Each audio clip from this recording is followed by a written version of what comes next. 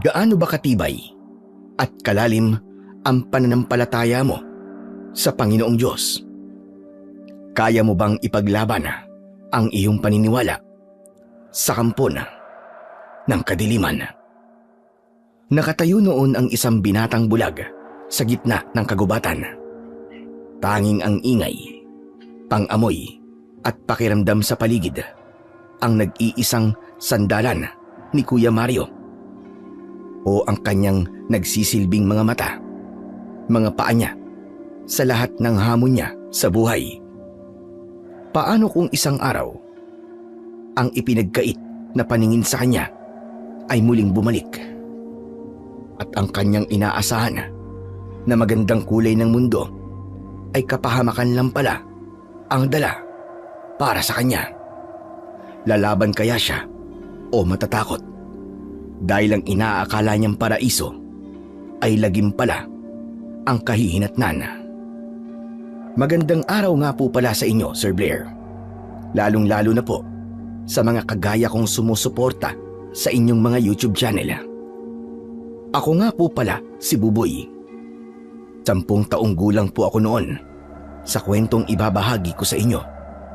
Kakaiba po ang istoryang maririnig ninyo dahil naging parte po ako sa karanasan ng isang taong sinubok ng Panginoong Diyos upang mas lalong maging matatag sa buhay. Narito rin po sa kwento ko ang paniniwala ng isang pare na mas piniling maging isang manunugis o antingero. Ano nga kaya ang dahilan at humantong sa pakikipaglaban sa mga aswang ang buhay ng 2 taong ito? Ang kwento ko nga po pala na ibabahagi sa inyo ay naganap taong 1980. Muli, ako po si Buboy at ito ang aking kwento. Tay, bigla pong nagbago ang simoy ng hangin at nararamdaman ko pong merong mga kakaiba sa paligid. Oo anak, kaya bilisan mo ang paglalakad. Wala pa namang kasama sa bahay sina Nanay Iska at Mario. Tay, napansin niyo rin po ba? Wala pong nakasinding tasera sa mga bahay po na nadadaanan po natin. Madilim po tuloy at hindi ko po halos makita ang daan. Natural lang yan anak, lalo na at may posibilidad na baka dito na umatake ang mga aswang. Kaya nga sige na, bilisan na natin, tumakbo na tayo. Pasado 8:00 ng gabi, habang kami ay naglalakad sa mabatong kalsada, nakarinig kami ni tatay ng kakaibang ingay sa paligid. Nanggaling kami noon sa pagtitinda ng mga walis tingting. Ito ang hanap buhay naming mag-ama. Dahil mahal sa amin ang walis tingting noon, sinamantala namin ang pagkakataon para kumita. Nangyari kasi ang pangangailangan sa walis magmula ng mabalitaan ng mga tao ang panggugulo ng mga aswang sa bawat baryo. Naniniwala kasi ang iilan na mabisang pantaboy daw sa kampo ng kadiliman ang walis tingting. Nang makarating naman kami ni tatay sa bahay, ay nadatnan namin si Lola Iska at Kuya Mario na naghihintay rin sa pagdating namin. Mabilis na isinara ni tatay ang pinto at mga bintana. Tay, mabuti naman po't dumating na po kayo ni Buboy. Oo anak, kumusta kayo rito? Nay, ano po ba nangyayari sa baryo natin? Bakit masyado po yatang madilim? Nariyan na naman sila, Roberto. 2 linggo ang itinagal ng kanilang pananahimik. Ngayon na lang ulit sila bumalik. Tay, Lola, may huni na naman po ng ik-ik. Lola Iska, ano po bang dahilan at natatakot po ang mga tao sa huni ng ik-ik? Ang naririnig niyong paghuni ng ik-ik ay hudyat yan na nasa paligid lamang ang aswang. At kapag may nakita silang tao sa labas, siguradong papatay nila kagad. Kung gano'n, kailangan po natin silang itawi dito, Nay. Marami na naman na mapapahamak. Baka po maulit ang mga nangyari noon. Huwag tayong mangialam, anak. Mas mabuti lang hindi natin sila pakikialaman. Kung mauulit ang mga nangyari noon, baka mas maraming mamatay ngayon. Nay, Kapag wala po tayong ginawa, habang buhay na lang tayong matatakot sa mga aswang. Tumahimik ka, Roberto. Ang pagiging antingerong manunugis mo ng aswang ang itigil mo. Dahil baka ikaw ang hinahanap ng mga aswang na yan. Nag-iingat po ako. Nagtataka lang po ako dahil nakarating na sila rito. Ibig sabihin nun, dumarami na po sila. Tay, ano po bang pinag-uusapan nyo? Sino pong antingerong manunugis po ng aswang? Ang tatay mo, ang antingerong manunugis, Mario. Magmula nang maraming mamatay sa pamilya namin, naging ganyan na siya. Naging isa siyang antingero. Tay, paano po? Kung kayo nga po ang hinahanap ng mga ik-ik. Haharapin ko sila, anak. Alam ko na hindi ako pababayaan ng Diyos. Mas makakabuting tumigil ka na sa pakikipaglaban sa mga aswang. Paano kung ikaw naman ang mapahamak? Paano na ang mga anak mo? Pero Nay, hindi ko po kayang hayaan na lamang na may mabiktima na naman na inosente. Kailangan may humarap sa kanila para matigil na ito. Hindi nga ganun kadali, Roberto. Naiintindihan mo ba ako? Paano kung ang kumilos naman ay ang mababangis na mga aswang? Tandaan mo, hindi lang sila ang makakalaban mo kapag nakialam ka. May iba pa po bang mga aswang? Ibig sabihin po marami po sila? Oo, Mario. Marami sila. Napakunot ang noo ko nang marinig ko ang usapan ng tatlo sa harapan ko. Kahit nakikinig lang ako sa kanila, bakas ang takot sa kanilang anyo. Maging si Kuya Mario, na kahit bulag ito, ay tila ba nakikita nito ang itsura ng mga aswang. Madalas kasing ilarawan ni tatay ang itsura nila kapag nagkikwento ito kay Kuya Mario. Kung minsan, ako naman ang naglalarawan kay Kuya Mario kapag may gusto itong malaman sa paligid. Ano po ba ang dahilan? At nag-aalala sila kapag may ik-ik po sa paligid. Ang mga ik-ik, mga ibon sila na isinumpa. Ginawa silang alipin ng ibang aswang. Oo, mababang uri lang sila kumpara sa ibang mga lumilipad na aswang. Pero malaking tulong pa rin sila sa mga amo nila. Teka, paano po nangyari yon, Lola? Sila ang nagbibigay ng hudyat sa mga amo nila kapag nakakakita sila ng pwedeng biktimahin. Pero tandaan nyo, hindi lang sila nagbibigay ng hudyat sa mga kapwa nila aswang, pati na rin sa atin na mga tao. Paano po nila ginagawa yon, Lola Iska? Sa paghuli nila, doon natin malalaman kung nasaan ang aswang. Kapag ang tunog ay parang galing sa itaas, ibig sabihin nasa lupa ang aswang. Pero kapag ang tunog ay parang galing sa ibaba, ibig sabihin nasa impapawid ang aatake sa iyo. Natahimik kami ni Kuya Mario dahil sa sinabi na yon ni Lola Iska. Nasa ganong sitwasyon kami nang lumapit sa amin si tatay. Nakiramdam kami sa paligid hanggang sa biglang nawala ang ingay ng ik-ik. Lola, kanina pa po ako nakikinig tungkol po sa ik-ik. Pero hindi niyo naman po nababanggit ang tungkol po sa amo nilang aswang. Buboy, tama na yan. Tay, bakit po ba sa tuwing nagtatanong po kay Lola Iska ng tungkol po sa among aswang ng mga ik-ik, palagi niyo na lang po akong pinipigilan? Hindi naman sa ganun, anak. Baka matakot ka lang kasi. Tay, malaki na po ako. Sige na po, Lola Iska. Gusto ko po kasing malaman kung ano pong klase ng aswang ang kinatatakutan ng mga tao sa baryo natin. Siya nga naman po, Lola. Kahit bulag po ako, gusto ko rin pong malaman kung ano pong klase ng aswang ang amo ng mga ik-ik. Bueno, at mapilit kayong dalawa. Nay, wag na po. Roberto, iho, wag mo na akong pakikialaman. Makinig ka na lang din sa ikikwento ko. Nang malaman mo kung gaano kalakas ang aswang na palagi mong hinahanap.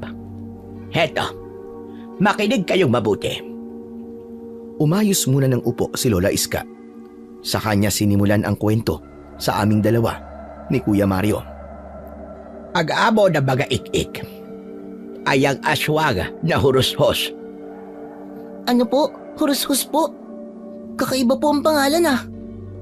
Dahil sila ang mga uri ng aswang na merong anyong engkanto. Karaniwan mga bata ang kanilang pinipiling biktimahin dahil sa mas matindi ang lasa ng mga ito kumpara sa mga ordinaryong tao. Ang sino man napipigil sa kanila na kumain ng bata ay agad nilang pinapatay at sinisip-sip ang dugo. Pero sa gayon, wala na talaga silang pinipili.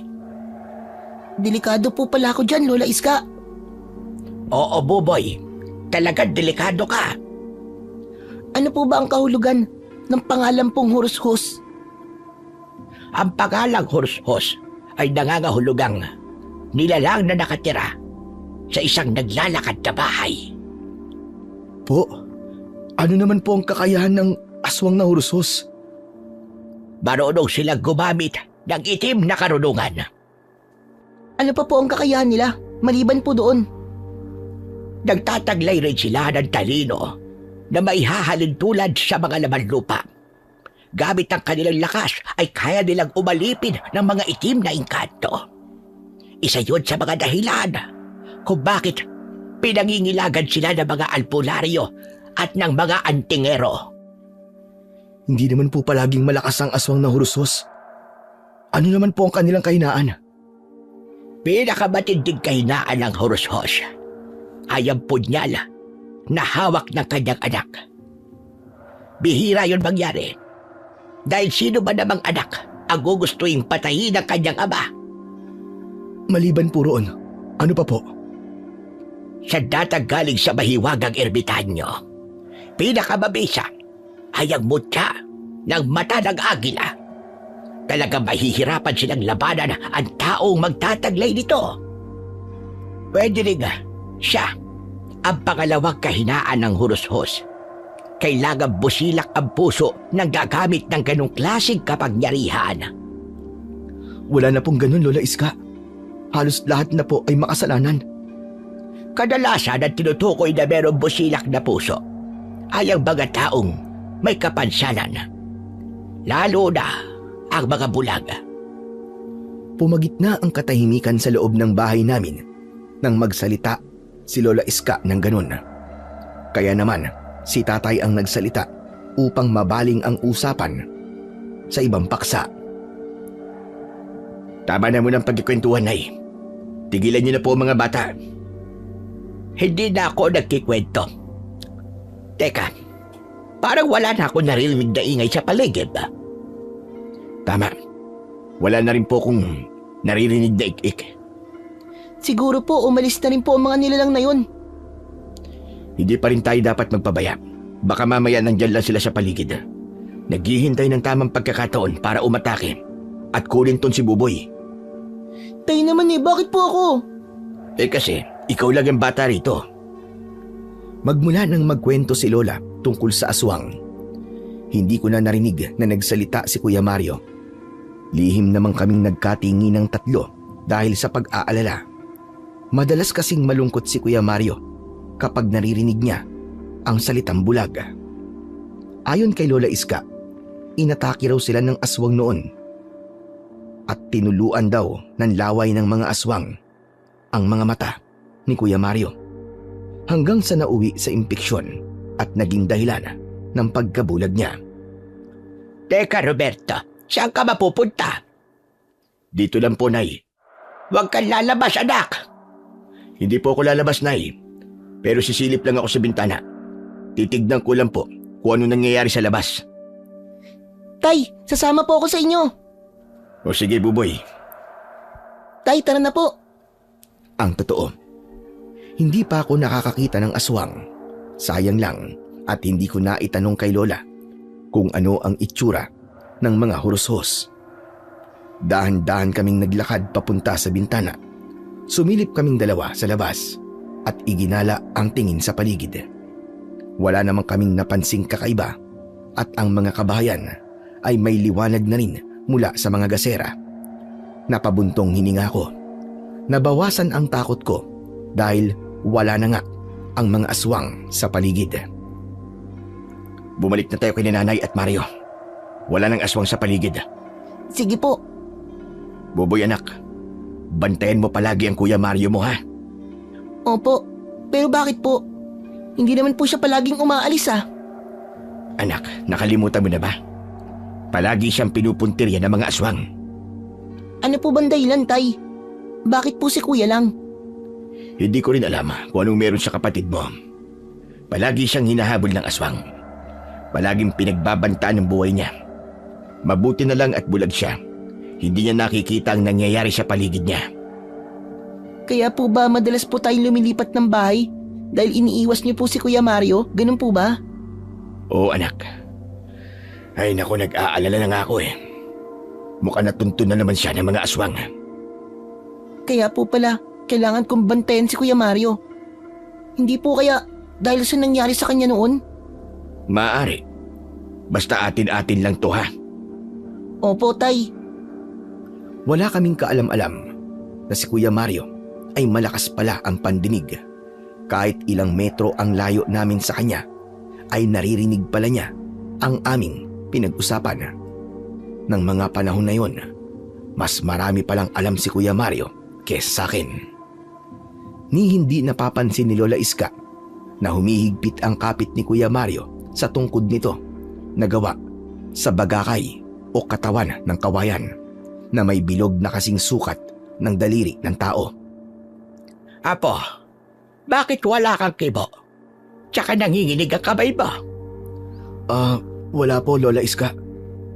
Pagod lang po ako. Aba, magpahinga ka na kung ganon. Gusto mo na ba matulog sa kwarto mo? Opo, Lola Iska. Boboy, Apo! Gusto na raw matulog ni Mario. Halika na! Matulog na rin kayo! Dahil sa sigaw ni Lola Iska, ay tinapos na namin ni Tatay ang aming usapan. Pagpasok namin sa loob ng bahay, ay lumapit si Tatay kay Lola Iska. Ako naman ay umalalay kay Kuya Mario. Nay, pwede ba nating sindihan ng gasera? Wala na po akong nakikitang kahina-hinala sa labas eh. Mabuti kung ganon. Si Mario kasi ay gusto na rin magpahatid sa silid niya. Sinindihan ni Lola Iska ang gasera at kumalat ang liwanag nito sa buong bahay. Saka ko naman, inalalayang maglakad si Kuya Mario papasok sa loob ng silid nito. Kuya Mario, lalabas lang po ako ah. Magpahinga ka na po. Sige, Buboy. Salamat. Tinapik ko ang balikat ni Kuya Mario bago ako umalis sa loob ng kwarto nito. Nadatnan ko naman na nag-uusap sina Tatay at Lola Iska. Sabi ko naman sa iyo, hanggat hindi tayo nangingialam at hindi lumalabas ng bahay, wala silang magagawa sa atin. Alam ko naman po yun, Nay. Pero hindi pa rin tayo dapat maging kampante. Oo, ligtas po tayo ngayong gabi. Pero hindi po natin alam kung anong mga gagawin nila sa susunod. Kailangan natin silang paghandaan, lalo na kung bigla silang susugod dito. Huwag mo silang harapin. Una pa lang, tutol na ako sa mga ginagawa mo.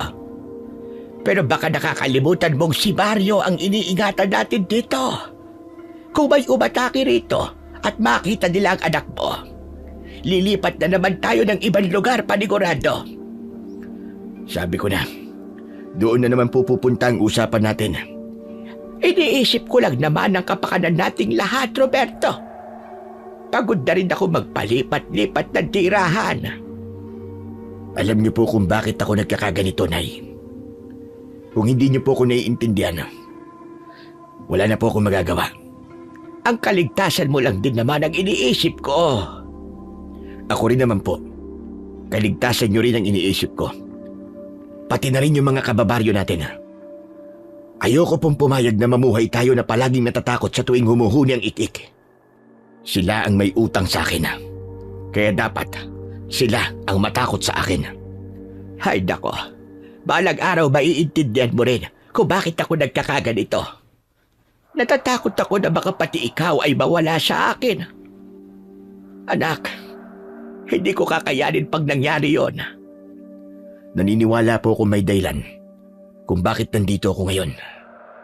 Kaya kung kumikilos po ako ngayon, kaloob po ito ng Panginoon. Dahil sa pagtatalo, hindi nila napapansin na kanina pa akong nakikinig sa kanilang usapan. Bakas sa muka ni Lola Iska ang pag-aalala para kay tatay. Pagkatapos ng gabing yon, hindi kami nakampante dahil madalas din kaming gabihin ni tatay sa pag-uwi galing sa pagtitinda ng mga walis. Nagdadala na kami ng maliit na patalim para may panlaban kung sakaling may makasalubong kaming aswang. Isang gabi, habang pauwi na kami sa bahay, kinausap ako ni tatay. Tay, napansin niyo po ba? Ilang araw na pong tahimik ang gabi natin ah. Oo anak, baka sa ibang baryo sila nang gugulo. Pero wala naman po tayong nababalitaan na may nananalasa po sa ibang baryo. Wala rin pong chismis na may nabibiktimang tao. Kaya nga paghandaan natin ang muli nilang pagbabalik sa baryo natin. Opo, Tay. Huwag lang talaga silang magkakamali na subukan dito sa atin manggulo. Ipapakita ko talaga sa kanila kung ano ang hinahanap nila. Ako naman po, ang pipilipit sa kanilang leeg, Tay. Lalo na po kapag si Kuya Mario na ang kinuha nila para saktan. Ang tapang mo naman. Baka mamaya kapag nandyan na ang aswang, mauna ka pang tumakbo sa akin. Naku, hindi po, Tay ah. Hindi po mangyayari yon. Hindi po sila sasantoy ng kutsilyo ko. Tignan nyo. Kaya hindi po ako natatakot sa kanila. Ay nako, napakahusay mo talagang bata ka. O siya, sige na. Malalaman natin kung talagang matapang ka kapag ka may nakaengkwentro na tayong aswang. Talaga po. Makikita niyo po kung gaano po ako katapang. Oo na, bilisan mo na sa paglalakad nang makarating na tayo sa bahay. Samantala, sa bahay naman sa loob ng silid ni Kuya Mario, tahimik lang siyang nakaupo sa tabi ng bintana. Naghihintay sa pagdating namin. Pero habang nakatanaw siya sa labas at pinakikinggan ang huni ng mga insektong panggabi, biglang nangibabaw ang ingay ng kaluskos sa paligid. Mabilis na kinapa ni Kuya Mario ang kanyang tungkod at napatayo sa kinauupuan. Sino yan? Buboy? Tay? Lola Iska, kayo po ba yan? Walang sumagot sa pagtawag ni Kuya Mario. Wala kaming kaalam-alam na lumabas pala saglit si Lola Iska kaya walang naiwan sa tabi nito. Hindi namin inaasahan na meron na palang magaganap na masama sa kapatid ko. Sino yan? Sumagot ka! Teka, bakit parang ang baho ng singaw ng hangin sa loob ng kwarto ko? Nagsipagtaasan ang mga balahibo niya sa kanyang katawan nang marinig niya ang angil mula sa kanyang likuran. Tama lang pala ang tatig ko. Mag-isa ka lang dito. Ikaw? Paano mo ako nahanap? Walang imposible sa kapangyarihan ko. Baka nakakalimutan mo may kapangyarihan akong sundan ang kamay mo. Hindi pa ako tapos sa'yo. Hindi namin alam ni tatay na si Kuya Mario pala ay alam man tungkol sa aswang na hurushos. Ayaw lang nitong mag-alala kami kaya nagpapanggap siya na walang alam. Bakit mo ba ako ginugulo? Bakit mo ba ako sinusundan? Tigilan mo na ako! Hindi ka ba nagagalit sa akin? Ako lang naman ang pumatay sa nanay mo. At ako rin ang dahilan kung bakit nawala ang paningin mo. Hindi ka ba masaya na nasa harapan mo na ako ngayon? Magpasalamat ka at bulag ako. Dahil kung hindi, dalawa kami ni tatay na maghahanap sa'yo para patayin ka. Masyado mo naman yatang binamaliit ang kakayahan ko. Hindi mo ba alam na kaya-kaya na kitang patayin dahil wala kang kasama ngayon? Huwag kang lalapit! Huwag kang lalapit! Pilit na iwinawasiwas ni Kuya Mario ang kanyang tungkod na para bang makakatulong ito sa kanya. Panay ang atras niya habang nagdadasal na sana ay hindi pa bumalik si Lola Iska para hindi ito mapahamak. Papatayin kita dahil pinatay ng tatay mo ang asawa ko at anak. Gusto kong maramdaman niya Ang sakit na naramdaman ko noon. Alam ko may iba pang dahilan kung bakit hinahangad mo mamatay ako. Isa pa, ikaw ang nauna ng gulo sa buhay namin. Kaya kung namatay ang asawa at anak mo, kasalanan mo yun. Dahil mahina ka. Kampong kayo ng kadiliman na walang karapatang mabuhay dito sa mundo. Patay na ang asawa ko. At hanggang ngayon, hindi pa rin tumitigil si Roberto sa pagpatay sa mga kalahi ko. Kaya naman, igaganti ko ang angkan ko. Uubusin ko rin ang lahi ninyo. Ang lahi ninyo dapat na maubos. Hindi ang lahi naming mga tao. Kahit hindi nakakakita si Kuya Mario, nagawa niyang makipaglaban sa aswang para ipagtanggol ang kanyang buhay. Walang nagawa ang hurushos nang iwas-iwas ni Kuya Mario ang tungkod niya. Nagwala ito sa loob ng kwarto ng kapatid ko. Buisit! Kakaiba ka talaga sa lahat.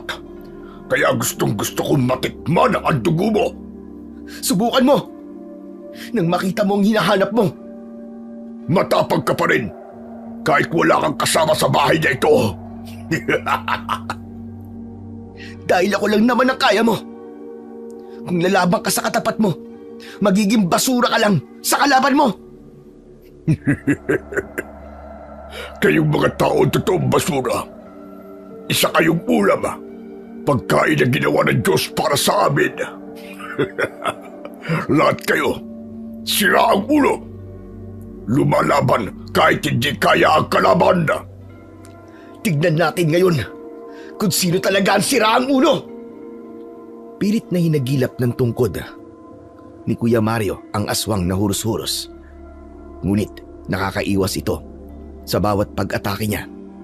Nang makahanap ng pagkakataon ng aswang sa isang iglap, nasa harapan na ito ni Kuya Mario.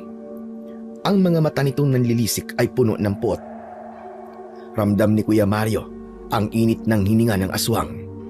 Kaya nagawa niyang tamaan ito sa leeg. Napaatras ang kalaban at nahawakan ang leeg na nasaktan. Nang gumanti ito, dinakot ng aswang ang leeg ni Kuya Mario. Ngunit mabilis din itong binitiwan ang leeg ni Kuya Mario. Umatungal ito ng malakas habang nagtataka dahil umuusok ang kanyang kamay. Hindi maaari. Bakit may proteksyon ka? Kaya ba hindi ako makalapit sa'yo? Naggawin ko ang unang pag-atake sa'yo. Malinaw na may nagbabantay sa'yo na hindi ko nakikita. Anong pinagsasasabi mo? Tama ang kutob ko. Ikaw nga ang nakatakda. Kaya pala hindi kita napatay noon dahil may proteksyon ka. Sino? Sino ang naglagay ng proteksyon sa katawan mo? Kung alam ko man, bakit ko sasabihin sa'yo? Kaya ang mabuti pa, tapusin na natin ang labang to! Magkakasunod na palo ang ginawa ni Kuya Mario laban sa aswang. Kaya naging kampante siya na hindi siya masasaktan ng aswang dahil sa sinasabi nitong proteksyon. Maya-maya pa, napahinto sa pag-atake si Kuya Mario nang may naramdaman itong masakit sa kanyang sakong sa paa. Aray! Ang paa ko! Ang sakit! Lalo na dito sa sakong! Anong ginawa mo sa akin? Akala mo ba ay hindi ko alam ang kahinaan ng proteksyon na kahit na anong orasyon sa katawan ng tao? Pinag-aralan ko na ang bagay na ito at pinaghandaan na kita. Napaluhod si Kuya Mario sa sahig habang hindi makatayo dahil sa pananakit ng kanyang paa. Bumulwak ang dugo niya mula sa sugat na likha ng kuko ng aswang na urushos. Samantala, nang tumigil kami ni Tatay sa tapat ng bakuran namin, ay nagulat kami sa malakas na sigaw ni Kuya Mario. Kasunod ng boses ni Lola Iska mula sa aming likuran. Roberto, nandito na pala kayo. Bakit hindi pa kayo pumasok sa loob ng bahay? Nay, iniwan niyo po mag-isa si Mario? Oo, mabilis lang naman ako eh. Hindi na tinapos ni Tatay ang sasabihin ni Lola Iska. Mabilis na siyang pumasok sa loob ng bahay. Sumunod kami ni Lola at tumambad sa aming paningin ang nakaluhod na si Kuya Mario. May sugat na ito sa katawan. Nasa harapan naman ito ang halimaw. Anong ginawa mo sa anak ko, hayop ka? Mabuti naman at dumating ka na, Roberto. Pagmasdan mo kung paano kung papatayin ang anak mo. Buboy, ang asin, bilisan mo! Walang epekto sa akin ang asin. Panoorin mo na lang itong gagawin ko sa anak mo. Saktong sasaksakin ng aswang si Kuya Mario. Nilukso na ito ni tatay. Nagpambuno ang dalawa. Habang ako naman, kumuha pa rin ng asin sa kusina at nagbaka sakaling gagana yon. Nang isaboy ko ang asin sa katawan ng hurushos, hindi nga ito tumalab. Takot na takot ako ng mga sandaling yon nang mapagmasdan ko ang aswang. Mukha siyang aso. Malaki ang katawan, maskulado, malakas at parang kidlat sa bilis. Si Lola Iska naman ay mabilis na nilapitan si Kuya Mario at inilayo ito. Tay, ano pong gagawin ko? Hindi po gumagana ang asin sa kanya. Hindi ako nakarinig ng tugon mula kay tatay dahil bumagsak siya sa saig. Ibinalibag siya ng aswang ng paulit-ulit, maging ang dingding nasira na rin. Nakarating sila hanggang sa labas ng bahay. Nagip ng paningin ko ang buntot ng pagi sa dingding. Kinuha ko ito at inihagis kay tatay. Gamit ito, pinalot ni tatay ang aswang. Kaya lang, hindi talaga ito tinatablan. Wala kang kadalaan. Gusto mo na talagang mamatay. Muling nagpambuno ang dalawa sa harapan ko. Kaya nagkaroon ako ng pagkakataon para tulungan si tatay. Gamit ang punyal ko, isasaksak ko sana ito sa likod ng nilalang. Kaya lang, nasalo niya ang kamay ko at sinuntok niya ako sa dibdib. Bumagsak ako sa lupa habang namimilipit sa labis na sakit.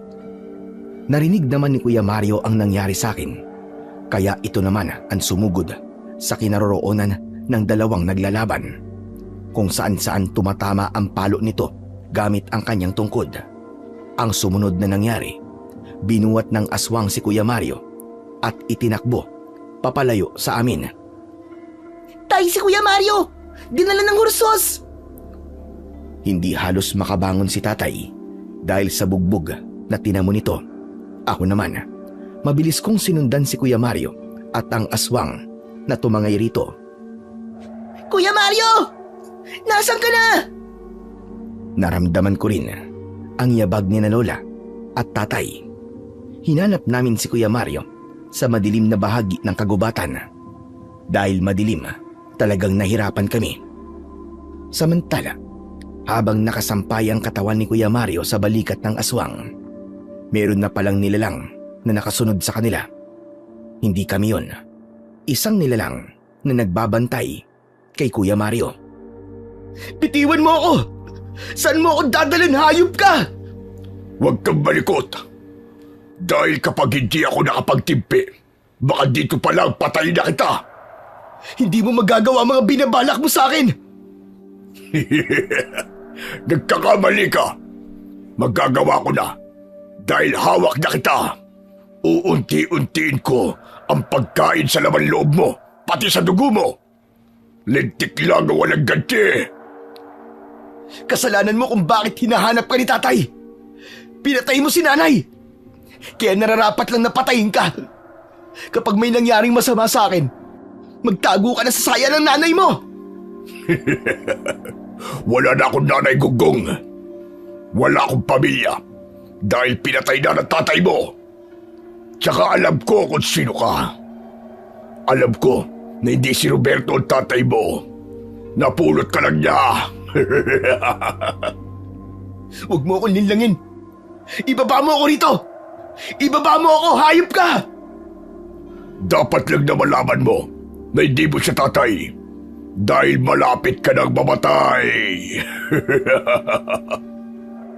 Dala ng galit ni Kuya Mario, binayo niya ng suntok at siko ang balikat ng aswang. Kaya sabay silang bumagsak sa lupa. Tumama ang likod niya sa isang matulis na bato. Dumugo ang kanyang sugat, dahilan upang lalong maging agresibo ang aswang. Malayo na tayo sa kanila. Pwede na siguro kitang lapain dito. Akmang sasaksakin ng kuko ng aswang si Kuya Mario nang biglang may matandang lalaki ang lumitaw sa tabi ng hurusos. 2 palo ng tungkod ang tumama sa katawan ng halimaw, kaya tumalsik ito na pasadsad sa lupa. Mabilis itong tumayo at nakipaglaban sa isang matandang lalaki na bagong dating. Palitan ang mga ito ng pag-atake.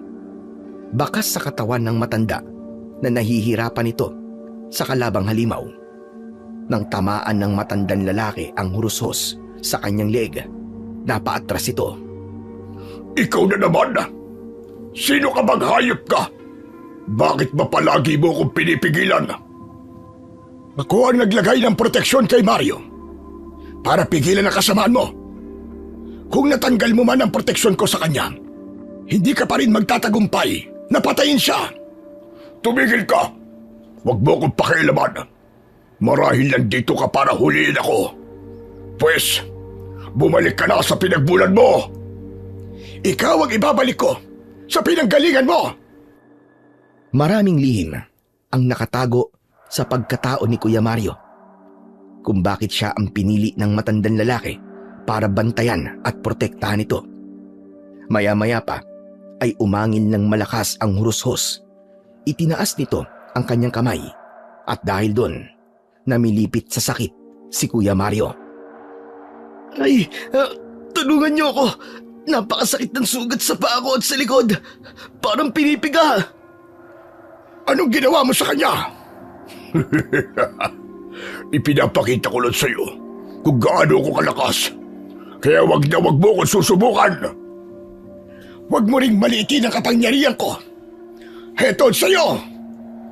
Tuluyang naglaban ang 2 nilalang, kaya pansamantala nawala ang pananakit ng sugat ni Kuya Mario.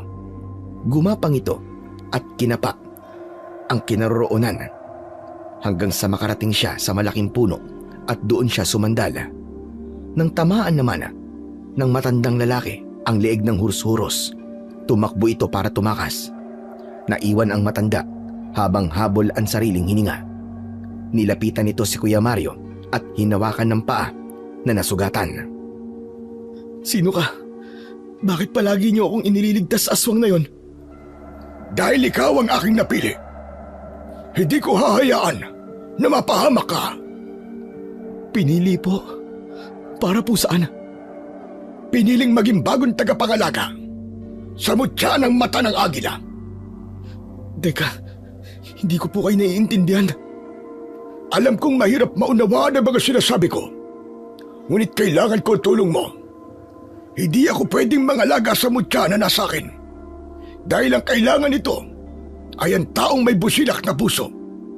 Isang binatang bulaga na kagaya mo. Narinig ko na rin po yan kay Lola Iska. Bakit palagi ninyong sinasabing busilak ang puso ko? Ngunit, punong-puno po ng galit ang dibdib ko. Busilak ang puso ng taong walang sinasaktang ibang tao. Dalisay ang pagkatao mo dahil kahit kailan ay hindi ka gumawa ng kasamaan. Heto, tanggapin mo. Para sa'yo talaga to. Panahon na para mahawakan mo ito. Dahil hindi ka tatantanan ng aswang na iyon. Ano po itong inilagay niyo sa palad ko? Hugis bilog na makinis na parang bato. Yan ang sinasabi ko sa'yo na mutya ng mata ng agila. Ikaw ang bagong tagapangalaga niyan. Yan din ang dahilan kung bakit lihim kitang binabantayan. Dahil ikaw ang itinakda na magiging magiting na antingero. Ibig sabihin, kayo po ang madalas kong nararamdaman na palaging nasa paligid ko? Oo, binabantayan na kita sa simula pa lamang. Nang isilang ka sa mundong ito, kung paano kang pinrotekta ng nanay mo, kung paano siyang namatay dahil sa pagtatanggol sa'yo. Tugisin mo ang aswang sa pamamagitan ng mutyang yan. Maging isa kang magiting at mahusay na antingero.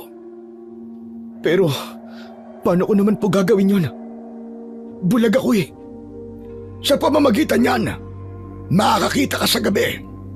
Ngunit sa araw, muli kang magiging bulag. Ano po? Bulag sa araw tapos makakakita sa gabi? Oo, Mario. Hetong tungkod ko. Gamitin mo rin. Hindi ko po matatanggap ang mga ito. Tsaka, sino po ba talaga kayo? Ako si Apong Magno, ang nangangalaga dati sa kalikasan at lagusan na ngayon ay unti-unti nang sinisira ng mga hursos. Sa pamamagitan ng mutya, mapapangalagaan mo ang kaligtasan ng lahat ng mga taga rito, pati na ang naninirahan sa kabilang mundo. Pero, baka hindi ko po magawa ang inaasahan niyo po sa akin.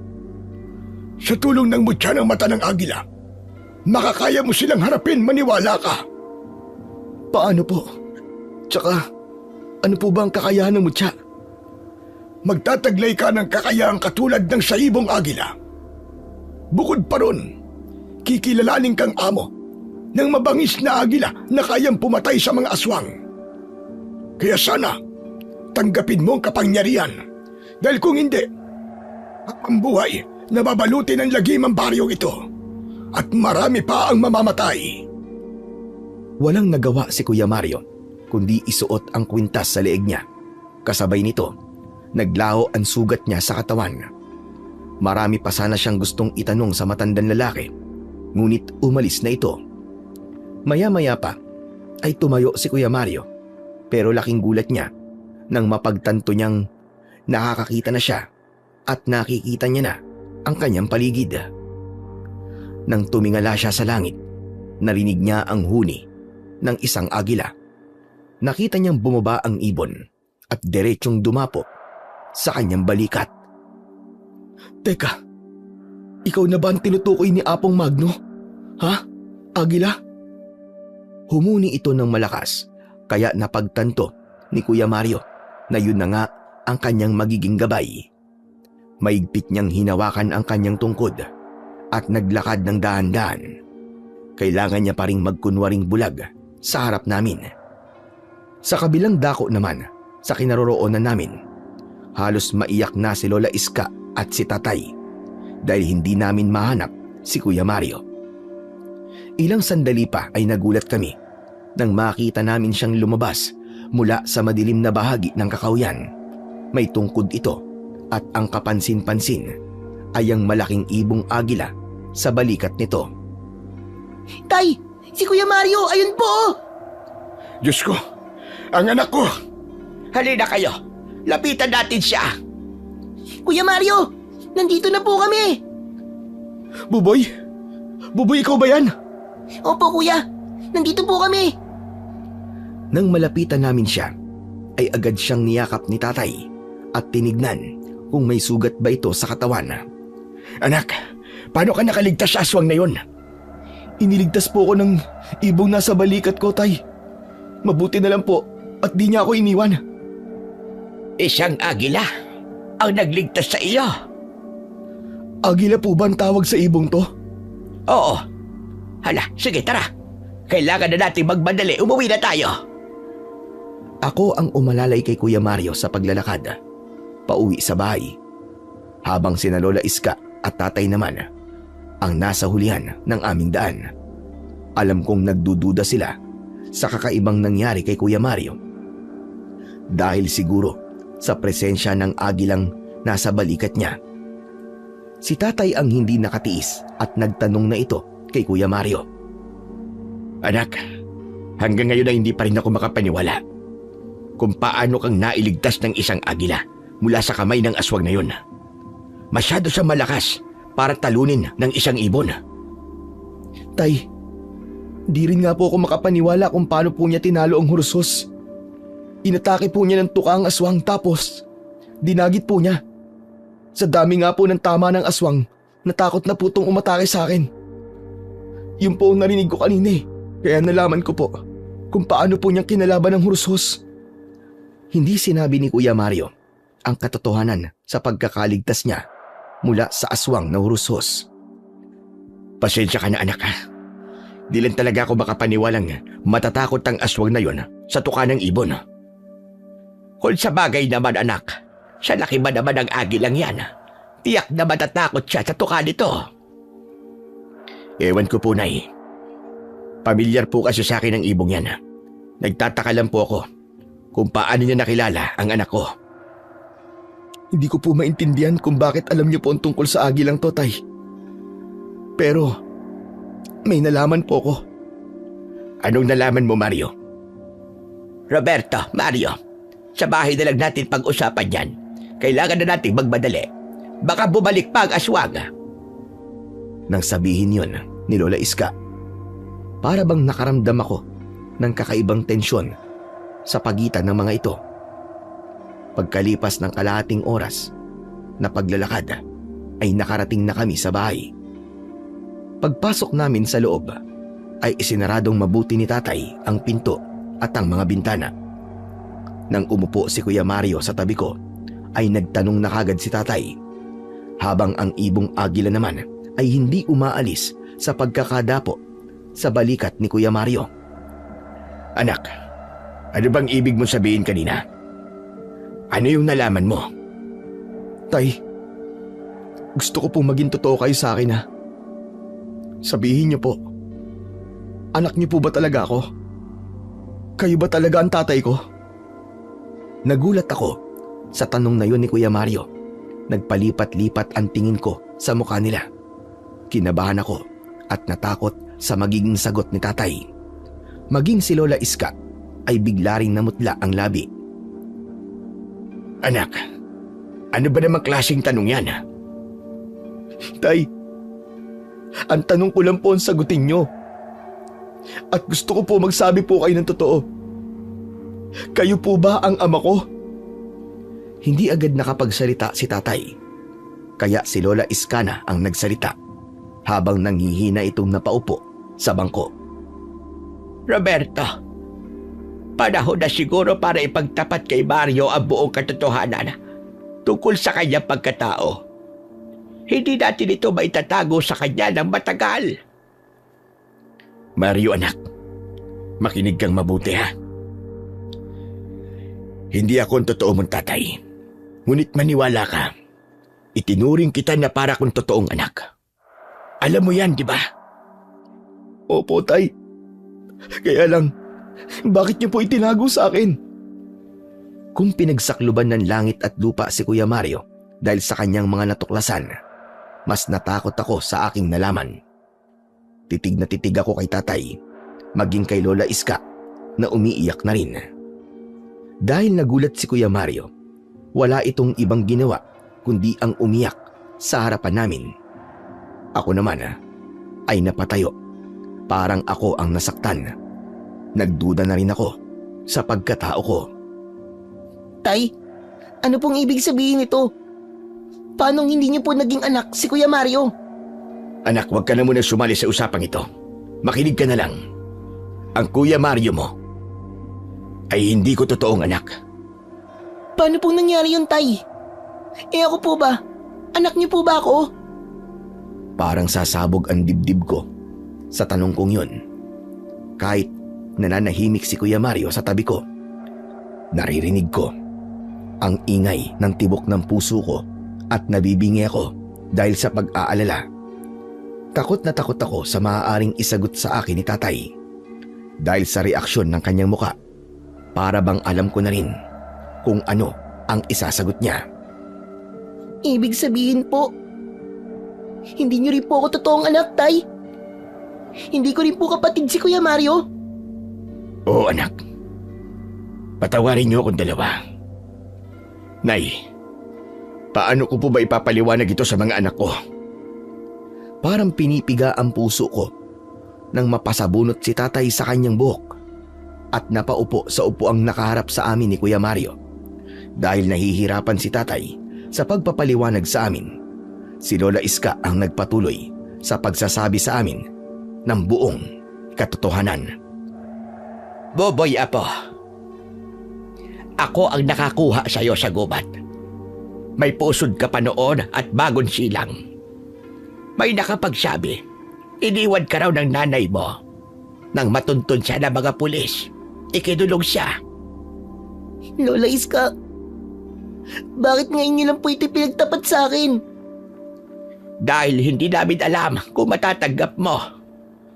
Patawarin niyo kami ni Roberto kung wala kaming lakas ng loob na ipagtapat sa inyo ang buong katotohanan.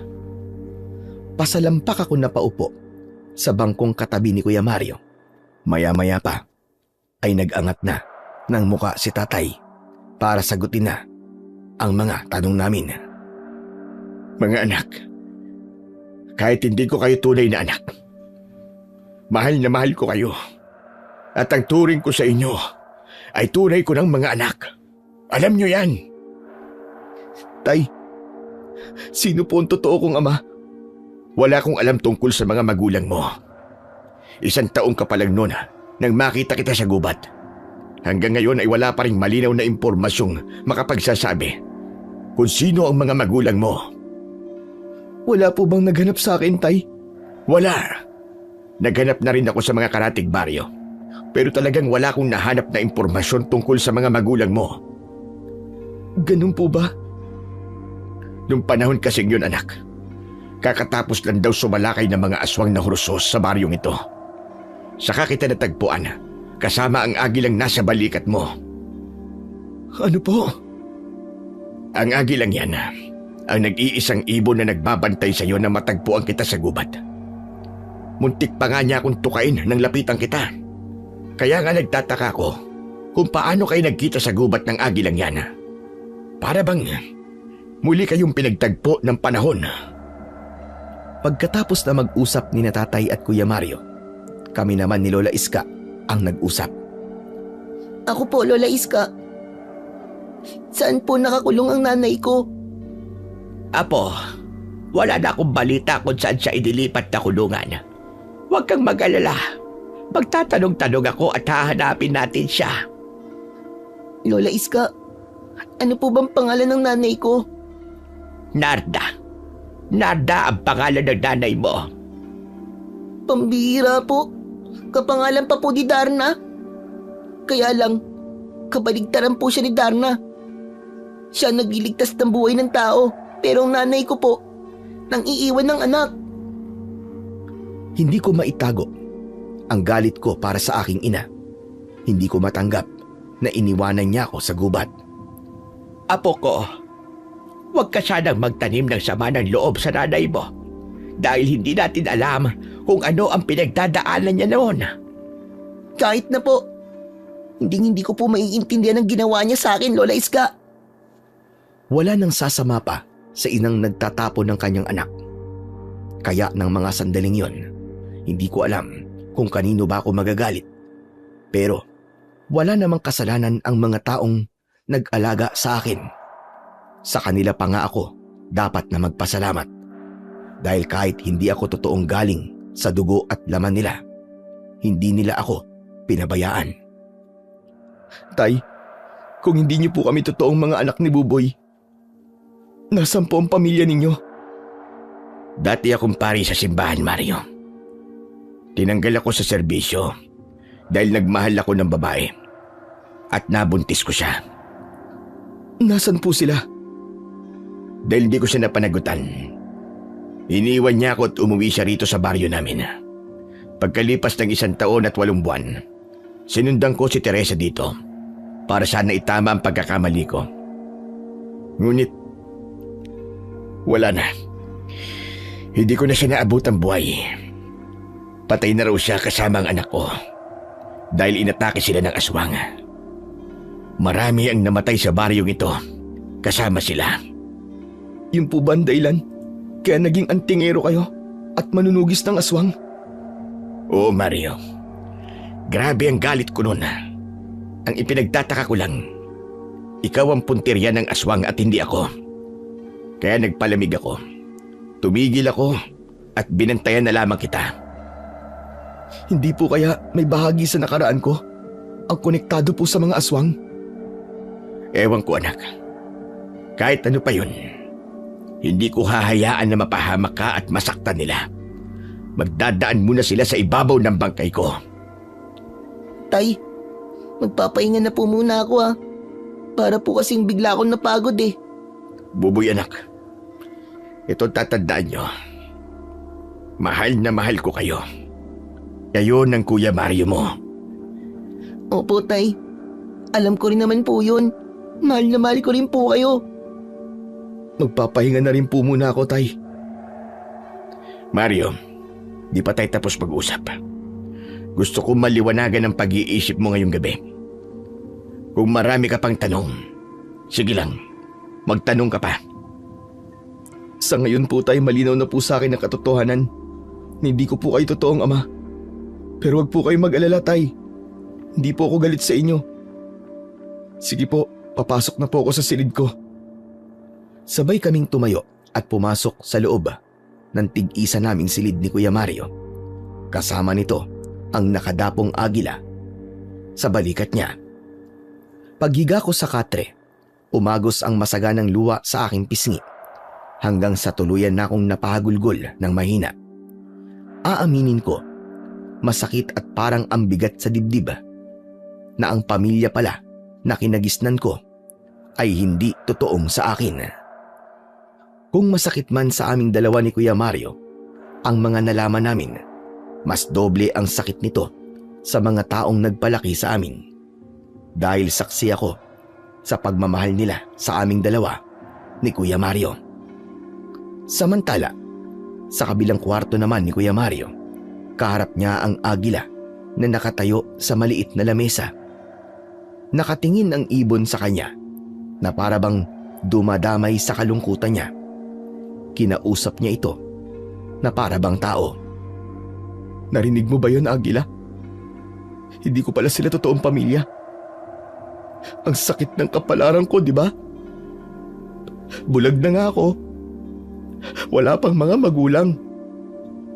Pero pasalamat pa rin ako dahil sinabi sa akin ng aswang na yun ang buong katotohanan. Ang ipinagtataka ko lang, bakit alam niya ang tungkol sa bagay na yun? Kahit mahina ang boses, ay naririnig kong kinakausap ni Kuya Mario ang ibong agila. Ang buong akala ko totoo niya akong anak. Pero ayos lang. Mabuti naman silang tao sa akin. Inalagaan nila ako at minahal. Matagal na tumitig si Kuya Mario sa mga mata ng agila na tila ba naiintindihan nito kung ano ang nasa isip ng ibon. Maya-maya pa ay muli itong nagsalita. Tama ka, Agila. Kailangan kong harapin ang pagsubok na to. Kailangan mabigyan ng kasagutan ang mga tanong sa isip ko. Pero sa ngayon, naguguluhan pa rin ako sa nangyayari. Idagdag pa ang tungkol sa kwintas ko to. Pumagitna ulit ang katahimikan sa loob ng silid ni Kuya Mario. Maya-maya pa ay ibinuka ng ibong agila ang kanyang pakpak. Pagkatapos ay humuni ito ng dalawang magkasunod. Rinig na rinig ko naman ang huni ng ibon mula sa kwarto ko dahil abala ko sa pakikinig sa sinasabi ni Kuya Mario. Bahagya pa akong nagulat nang pumasok sa loob ng kwarto ko si Tatay. Anong ginagawa mo dyan, Buboy? Tay, wala po. May pinakikinggan lang po ako. Pinapakinggan mo ba ang kilos ni Kuya Mario mo sa loob ng kwarto niya? Opo, masyado po kasing tahimik ang silid ni Kuya Mario eh. Nag-aalala po ako sa kanya. Ay nako. Kung may magagawa lamang akong paraan, hindi ko nagugustuhin malaman niyo pa ang totoo. Kesa naman nagkakaganyan kayo. Tay, wala naman po kayong kasalanan. Hala, sige na. Matulog ka na at aayusin ko pa ang dingding ng silid ng kuya mo. Mahirap na, baka pasukin na naman tayo ng hurus-hus. Magmula ng gabing yon ay napanatag na ang loob ko. Panahon na rin para kalimutan ang tungkol sa nanay ko. Ang mahalaga ngayon ay ang bago kong pamilya. Ang pagbabago sa buhay ko ay napansin ko rin kay Kuya Mario. Palagi na siyang tahimik, malayo ang iniisip at palaging kinakausap ang kanyang agila. Nakikipag-usap din naman ito kay Tatay, kaya lang ay iba na. Isang gabi, habang nasa sala ako at nakatanaw sa labas, nilapitan ako ni Lola Iska. Apo ko, bakit hindi ka pa matulog? Gabi na. Gusto ko lang po mapag-isa, Lola. Bakit? May problema ba? Wala po, may iniisip lang po ako. Ano bang iniisip mo? Si Kuya Mario po. Magmula po nang malaman po niyang hindi niya ako kapatid, bira niya na po akong kausapin, kahit po si tatay. May nagbago po sa kanya. Hayaan mo muna ang kapatid mo, Boboy. Kung natanggap mo ng mabilis ang nangyari sa iyo, iba ang kaso niya. Baka kailangan lang niya ng panahon para matanggap niya ang tungkol sa pagkatao niya. Sana po, Lola Iska. Miss ko na po kasi siyang kausap eh. Hala, sige na. Pumasok na tayo sa loob. Baka bibiglang sumalakay na aswang. Salamat po, Lola. Salamat po. At inalagaan niyo po ako. Inalagaan kita dahil apo kita. Kaya kalimutan mo na ang nakaraan. Magsisimula ulit tayo. Huwag kang mag-alala. May plano ang Diyos at balang araw ay mapapatawad mo rin ang nanay mo. Akmang papasok na kami sa bahay nang bigla kaming nakarinig ng malakas na huni ng ik-ik mula sa itaas. Boboy, bilisan mo! May aswang sa paligid! Bagya pa kaming nagulat ni Lola Iska nang mabilis na lumipad palabas ng kwarto ni Kuya ang agila. Lola Iska, umalis po ang ibon ni Kuya Mario. Huwag ka mag-alala.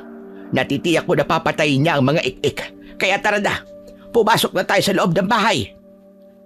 Mas lalong lumakas ang huni ng ik-ik, kaya napabilis din ang pasok namin ni Lola Iska sa loob ng bahay. Hindi namin alam na pinatay nga ng agila ang mga ik-ik. Wala kaming kaalam-alam na tuwing gabi merong nangyayaring kakaiba kay Kuya Mario. Iniisa-isa na pala niyang tugisin ang mga aswang dahil naniniwala siyang may kasalanan ang mga aswang sa nangyari sa kanya, lalo na sa naging dahilan ng pagkabulag niya. Kaya nang nasa loob na kami ng bahay ay hindi namin napansin na dumaan si Kuya Mario sa bintana. Sa kabila ng kadiliman ng paligid, malinaw na nakikita ni Kuya Mario ang daan. Maigpit niyang hawak noon ang kanyang tungkod.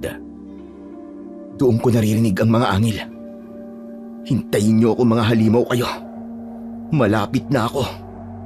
Tudurugin ko kayong lahat. Tumingala sa langit si Kuya Mario. Nakita niya roon ang agila na parabang itinuturo sa kanya ang lokasyon ng kinaroroonan ng mga kalaban. Sinundan niya ito upang tumbukin kung saan nanggagaling ang naririnig niyang ingay ng pag-angil mula sa mga aswang. Mabilis ang takbo niya na halos kaya niyang sabayan ang lipad ng agila. Lumiliwanag din ang suot niyang kwintas na tanging siya lamang ang nakakakita. Pagkalipas ng kalahating oras na pagtakbo ay tumigil siya sa gitna ng kagubatan.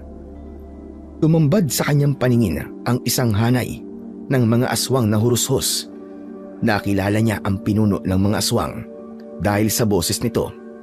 Hindi siya makapaniwalang ganun pala ang itsura ng hurushos. Mapupula ang kanilang mga mata at higit silang matangkad kesa sa ordinaryong taas ng tao. Ngumisi ang pinuno ng mga ito habang tumutulo ang malapot nitong laway na may kasama pandugo, habang ang mga alagad nito ay lahat nakatingin kay Kuya Mario. Mabuti naman at narinig mo ang paanyaya ko. Kasama ko nga pala ang aking mga alagad. Sila ang nagsabi sa akin na ikaw raw ang bumira sa mga tauhan ko sa talipapa. Ibinalita rin ba nila sa'yo kung gaano ako kalupit? Teka, hindi ka na bulag? Ano sa tingin mo? Makakapunta ba ako rito kung bulag ako at hindi ko kayo nakikita? Ibig sabihin, nakikita mo na kami? Ang hina naman pala ng isip mo eh. Naging pinuno ka pa. Wala ka naman palang silbi, gunggong. Huwag mo akong pagsasalita ng ganyan. Baka nakakalimutan mong may atraso ka pa sa akin. Ikaw ang may atraso sa akin, hayop ka. Naniniwala akong ikaw ang naging dahilan kung bakit ako nabulag. Kung bakit nasira ang buhay ko Dahil sa inyo! Pinaikot ni Kuya Mario ang kanyang tungkod. Hindi namin akalain ni na Tatay at Lola Iska na habang nagpapahinga kami sa bahay, si Kuya Mario naman ay nakikipaglaban pala sa mga aswang. Kaya pala sa ilang araw na lumipas, mas marami ang natatagpo ang patay na aswang kesa mga tao. Siya nga pala, kumusta naman ang sinabi ko sa'yo? Nalaman mo na ba ang katotohanan hindi mo tatay si Roberto? Oo, dahil sa ginawa mo. Nalaman ko kung gaano kalaki ang kasalanan mo sa akin, hayop ka. Kasalanan sa pagsasabi sa'yo ng katotohanan? Ano kaya kung magsanib pwersa na lang tayo? Ibis ako, si Roberto na lamang ang patayin mo. Hindi ko gagawin ang sinabi mo. Dahil mas gugustuhin ko pang mamatay ka kaysa patayin ng tatay ko. Hindi mo ako magagamit sa kasamaan mo. Matigas ka. Pues, wala na akong magagawa. Papatayin na lang kita. Sige, subukan mo. Nang makita mo ang hinahanap mo, sisiguraduhin ko sa'yo na dito na magwawakas ang buhay mo. Diablong buwang ka. Hindi sinasabi yan. Ginagawa yan. Malakas na itinukod sa lupa ni Kuya Mario ang hawak niyang tungkod. Yumanig ng bagya ang paligid at naramdaman ng mga aswang ang presensya ng kapangyarihan ni Kuya Mario. Nagsiatrasan ang mga ito at hindi yung nagustuhan ng pinuno nila. Isang tambak kayo mga inutil! Mga walang kwenta! Tao lang siya. Bakit natatakot kayo sa kanya? Natigilan ang pinuno nang makita nito ang nagliliwanag na mutya ni Kuya Mario. Bumakas ang pag-aalala sa mukha nito, ngunit hindi ito nagpahalata. Teka, sandali lang. Bakit nasa iyo ang mutya ng mata ng agila? Huwag ka nang magtanong at wala ka rin pakialam. Kaya pala ang lakas ng loob mong hamunin ako. Dahil nasa iyo na ang mutya. Walang iya talagang matagdag yun. Papatayin ko siya. Bakit? Natatakot ka na ba, ha, Hursos? Ano bang meron sa mutyang to? At ganyan na lamang ang takot mo? Hindi mo na kailangan malaman pa. Kailangan mo na talagang mamatay. Dahil magiging banta ka sa buhay naming lahat. Mga kasama, patayin niyo ang bagong tagapangalaga sa mutya ng mata ng agila. Sige, Agila. Atakihin mo rin sila. Sugod! Patayin natin silang lahat! Mula sa himpapawid ay pabulusok na lumipad ang agila. Isa-isa nitong dinagit ang mga aswang at inilayo sila kay Kuya Mario. Sige, Agila! Ikaw na ang bahala sa kanyang mga alagad at ako naman ang bahala sa pinuno nila! Si Kuya Mario ang unang lumapit sa aswang na Hursos. Mabilis itong tumakbo, sabay palot ng tungkod sa katawan ng aswang. Naiwasan nito ang unang pag-atake ni Kuya Mario. Ngunit tinamaan ito ng pangalawang palo ni Kuya Mario sa leeg. Nagulat silang lahat sa kakaibang lakas ng kapatid ko. At hindi sila makapaniwalang nagawa nitong talunin ang pinuno ng mga aswang. Hindi ito maaari. Bakit napakalakas mo? Kaya nga kabahan ka na. Heto pa! Saluin mo ang tungkod ko! Bawat pag-atake ni Kuya Mario sa kalaban ay napapaigik ito sa labis na sakit. Talagang nag-iiwan ito ng pasa at latay na umuusok kapag mas malakas ang paghampas. Ang kanya namang agila ay pinagtututukan nito ang mga mata ng mga aswang. Dahil hindi nila kaya ang lakas ni na Kuya Mario at ng agila, kumaripas ng takbo ang mga kalaban. Atras! Atras tayo! Hindi natin sila kaya dito. Doon tayo sa lugar natin kung saan ay mas magiging malakas tayo. Atras! Dahil naging kampante si Kuya Mario na natakot nga talaga sa kanya ang mga aswang, hinabol niya ang mga ito. Pagkalipas ng kalahating oras, biglang nawala ang presensya ng mga aswang sa paligid, kaya tumigil sa pagtakbo si Kuya Mario. Inilingalinga niya ang kanyang paningin na tila ba may hinahanap, ngunit wala na siyang maramdaman. Maya-maya pa ay bumaba ang agila mula sa sanga ng puno at dumapo ito sa balikat ng kapatid kong si Kuya Mario. Samantala, sa bahay naman namin, sa loob mismo ng kwarto ko, pabaling-baling ako sa higaan. Hindi ako makatulog. Naaalala ko ang ibon ni Kuya Mario.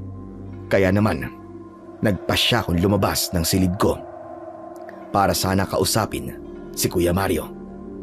Matagal na kasi kaming hindi nagkikwentuhan. Madalas kasing maaga siyang pumapasok sa kanyang silid para matulog. Kuya Mario, gising ka pa ba? Teka, walang sumasagot ah. Natulog na kaya siya? Nang kakatukin ko na sana ang kanyang pinto, ay naitulak ko ito pabukas. Kaya tumambad sa paningin ko na wala sa loob ng kanyang silid si Kuya Mario. Diyos ko, wala rito si Kuya Mario ah. Saan kaya siya nagpunta? Dala ng pag-aalala ko, pumunta ako sa silid ni na Tatay at Lola Iska. Kinalampag ko ang kanilang pinto para magising sila. Tay! Tatay! Buksan niyo po ang pinto! Lola Iska, gumising po kayo! Lola Iska! Bumukas kagad ang pinto ni Tatay at nagulat ito nang makita ko. O Buboy, bakit ang ingay mo? Tay, si Kuya Mario po wala sa kwarto niya. Ano ka mo? Tara po, tignan niyo sa silid niya. Wala po siya ron. Malaki ang hakbang na pinuntahan ni Tatay ang silid ni Kuya Mario, samantalang si Lola Iska ay sumunod na rin sa amin. Diyos ko, nawawala nga ang kapatid mo, Buboy. Aba, saan naman pupunta si Mario? Hindi maganda to, Nay. Baka tinangay ng huros-huros ang anak ko. Aba, kailangan nating mahanap si Mario. Sasama po ako sa inyo, Tay. Sige anak, dalhin mo ang punyal mo. Ikaw naman po, Nay. Gasera na lang po ang dalhin nyo. Buntot ng pagi naman ang sakin. Sapat na itong panlaban sa mga aswang. Ano pang hinihintay niyo? Abay, tara na! Umalis na tayo! Tay, mauuna na po ako sa inyo. Wag anak, mapanganib. Kaya nga po kailangan ko nang umalis eh. Mapanganib po at walang kasama sa labas si Kuya Mario. Hindi ko na hinintay na magsalita pa sina Tatay at Lola Iska. Agad na akong tumakbo palabas ng bahay. Tinaha ko ang daan papasok sa kagubatan. Dala ang punyal. Konti lang ang liwanag na nakikita ko sa daan, kaya nahihirapan akong suungin ang masukal na kagubatan. Ngunit mas nangibabaw ang pag-aalala ko para kay Kuya Mario. Kaya nilakasan ko na lang ang loob ko, lalo na sa kalagayan nito. Maya-maya pa ay nakarinig ako ng malakas na pag-angil, sigawan at tunog ng paghampas ng isang kahoy sa katawan ng tao. Mas nilakihan ko pa ang hakbang para makarating kagad ako sa pinagmumulan ng ingay. Ngunit bigla rin naman akong natigilan nang tumambad sa aking paningin ang pakikipaglaban ng isang lalaki sa mga naglalakihang nilalang na mukhang aso. Hindi sila makaubra sa binatang may tanga ng tungkod. Dahil nga madilim, hindi ko kagad nakilala ang lalaki. Kuya Mario? Kinusot-kusot ko pa ang aking mga mata dahil hindi ako makapaniwala sa aking nakikita. Sa muling pagmulat ko ng aking mga mata ay nakita ko nga si Kuya Mario kung paano niyang kinakalaban ang mga aswang na umaatake rito. Hindi ako nakapagsalita at nanigas ang tuhod ko. Dahil sa tingin ko sa kanyang mga galaw, hindi na siya bulag. Napakagaling niyang makipaglaban. Bawat tamaan ng kanyang tungkod, napapaatungal dahil sa labis na sakit. Pinanood ko sila kung paanong nahirapang lumaban ang mga hurus-hurus kay Kuya Mario. Pero mas nagulat ako sa agilang kasama ng kapatid ko. Lahat ng mga aswang na nagtatangkang umatake kay kuya, sinasalubong nito at tinutuka sa mga mata. Ano? Bakit natatalo kayo ng isang tao? Mga inutil! Kasama ka ron, halimaw! Kaya wag mong isisi sa mga alagad mo ang kahinaan mo! Hindi ako mahina. Ako si Asbar, ang Panginoon ng mga aswang. Huwag mo akong binamaliit! Isa lang ang Panginoon, hayop ka! Walang iba, kundi ang nasa itaas lamang. Sa pamamagitan ko, ipapakita niya kung gaano siya kalakas na hindi magwawagi ang kagaya mong masama laban sa kanyang puwersa. Kaya tikman mo ang sakit ng kapangyarihang nanggaling sa kabutihan. Ay ko, tinamaan ako sa ulo ng tungkod. Napakalakas, parang mababasag ang bungo ko. Napaatras ang aswang na si Asbar, habang ang natitira naman niyang alagad ay umatake kay Kuya Mario. Ngunit wala rin silang nagawa. Bumagsak din sila sa lupa habang nakahiga ang mga ito. Saka sila sasalakayin ng tuka ng agila. Sige, Agila! Ubusin mo silang lahat! Wala kang ititira ni isa sa kanila! Lahat sila ay walang nagawa sa puwersa ni na Kuya Mario at ng ibong agila. Kaya hindi makapaniwala ang pinuno ng mga aswang na Hurusos. Hindi siya makalapit sa kapatid ko. Samantala, sa kinaroroonan ko naman, hindi ko inaalis ang paningin ko kay Kuya Mario. Napakalakas ni Kuya Mario. Paano kayang nangyari na nakakakita na siya? Para siyang naging ibang tao sa kilos niya. Isa pa, ang agilang yun. Napakabangis niya pagdating sa pakikipaglaban. Parang ang hirap talagang paniwalaan ng mga nakikita ko ngayon. Sa kalagitnaan ng paglalaban ng mga ito, ay biglang tumigil ang mga aswang at kinausap si Kuya Mario. Habang ako naman ay nagtago sa likod ng puno para pakinggan kung ano ang kanilang pinag-uusapan. Kahit na anong mangyari, ay kukunin ko ang mutya ng mata ng agila sa'yo. Ako ang dapat na magmamayari niyan. Yan ang dahilan kung bakit ako narito sa mundo ninyo. Huwag kang umasa na makukuha mo to sa akin. Tao ka lang din na kagaya ko. Pareho lang din tayo na nanghiram ng lakas sa kapangyarihang elemental. Hindi ako naghihiram ng lakas. Kaya kitang durugin sa pamamagitan ng itim kong kapangyarihan. Itinaas nito ang kamay para gamitin ang itim na kapangyarihan. Ngunit nabigo ito. Bakit? Bakit ganun? Hindi ka tinatabla ng kapangyarihan ko. Dahil nga nasa akin ang mutya. Kaya wala kang silbi para sa akin. Wala kang laban sa kapangyarihan ko.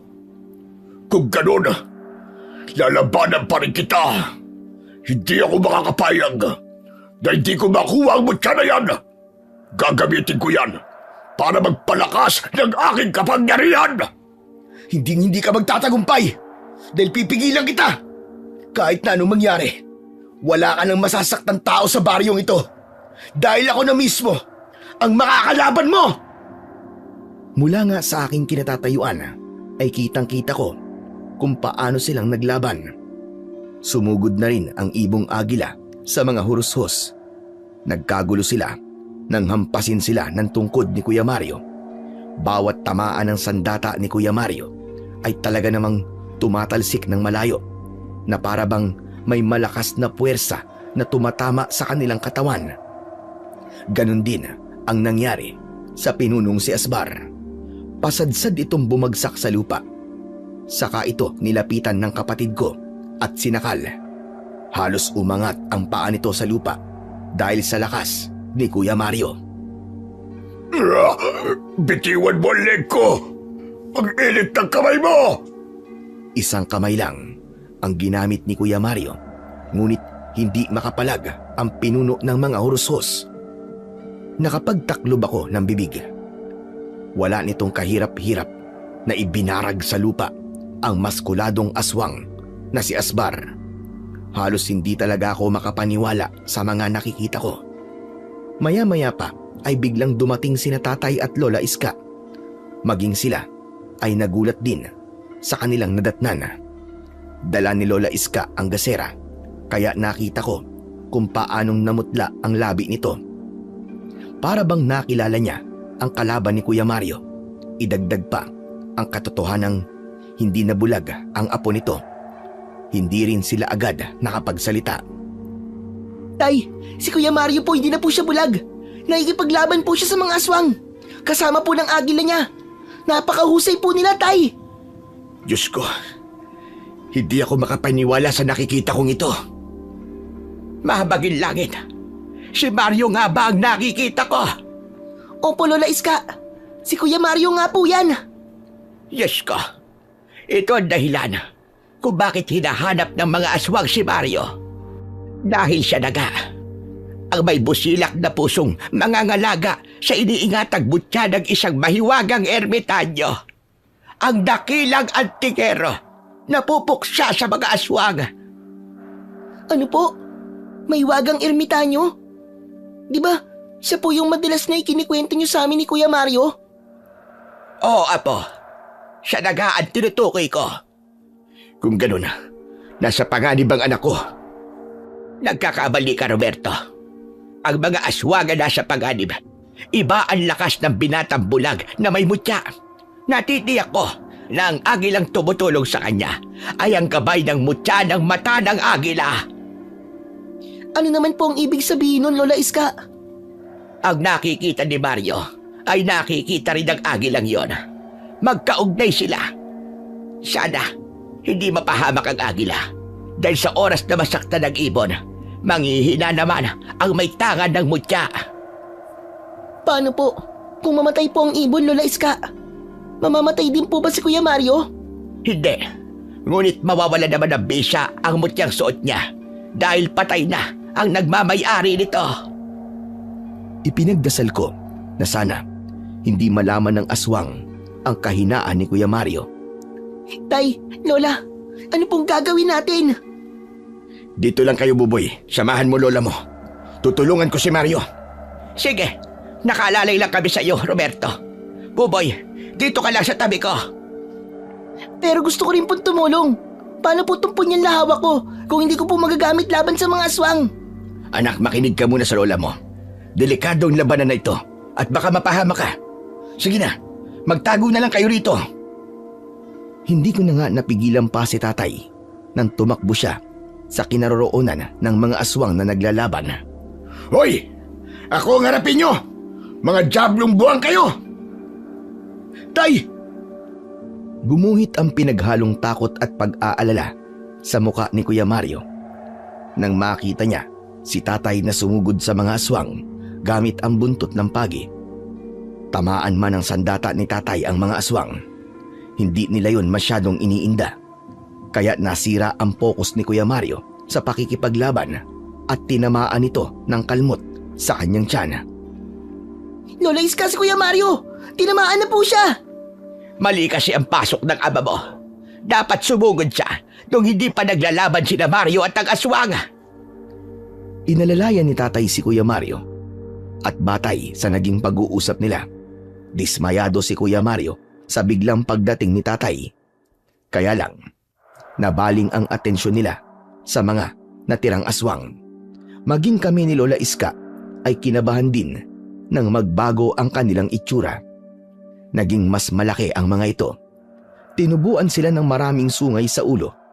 Ganon din ang pinuno ng mga hurushos. Higit na mas mabagsik na ang anyo nila. Kay tagal kong hinintay na muli tayo magkaharap, Roberto. Sa pagpatay mo sa asawa ko at anak, pagbabayaran mo ang buhay nila. Paano naman ang ginawa mo sa asawa at anak ko? Ikaw ang nauna. Pinatay mo ang mag-ina ko pati na ang pamilya niya. Kaya huwag kang umastang ikaw lang ang nawalan dito. Kung ganon, matirang matibay, papatayin ko rin ang mga anak mo. Kapag ginawa mo yun, ay pagsisisihan mo na malaki at isusumpa mo na naging aswang ka. Alam ko ang kahinaan mo. Sa oras na saksakin ka ng anak mo, yun na rin ang magiging katapusan mo. Babalik ka sa mundo mo na isang malamig na bangkay. Kaya nga yun ang pagkakamaling ginawa mo. Pinatay mo ang nag-iisang kahinaan ko. Kahit patay na ang kahinaan mo, narito pa rin ako. Ang mutya ko mismo magiging pangalawang kahinaan mo. Walang takot na sumugod si Kuya Mario sa mga kalaban. Ngunit nahawakan ng pinuno ng Ursos ang kamay ni Kuya Mario. Bitiwan mo ang anak ko, hayop ka! Hinampas ni tatay ng buntot ng pagi ang braso at katawan ng Ursos. Ngunit hindi ito natinag at humalakhak pa ng malakas. Sabay sakal din sa leeg ni tatay. Umangat ang paa nila sa lupa habang tumatawa ng malakas ang pinuno ng mga Ursos na si Asbar.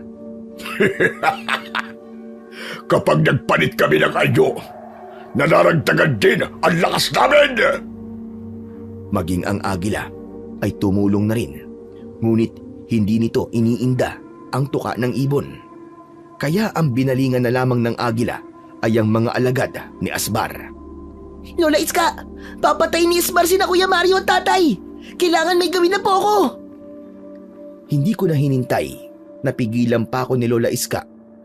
Mabilis akong tumakbo, papalapit sa kinaroroonan ng mga ito. Mahigpit kong hinawakan ang aking punyal.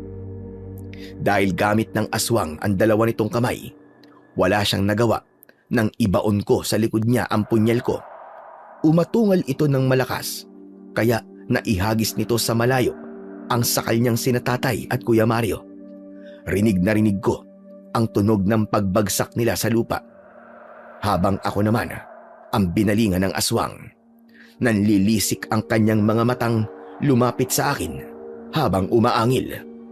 Buboy! Tumakbo ka na! Lumayo ka sa kanya, anak! Si Kuya Mario, pinilit niyang tumayo para pigilan ang aswang. Ngunit hindi pa ito nakakabawi ng lakas. Maging ang agila nito ay tila naramdaman din ang sakit na nararamdaman ni Kuya Mario. Isa ka pa bata ka! Naisahan mo ko ng punyal mo! Hindi mo ko mapapatay! Dahil hindi naman kita anak!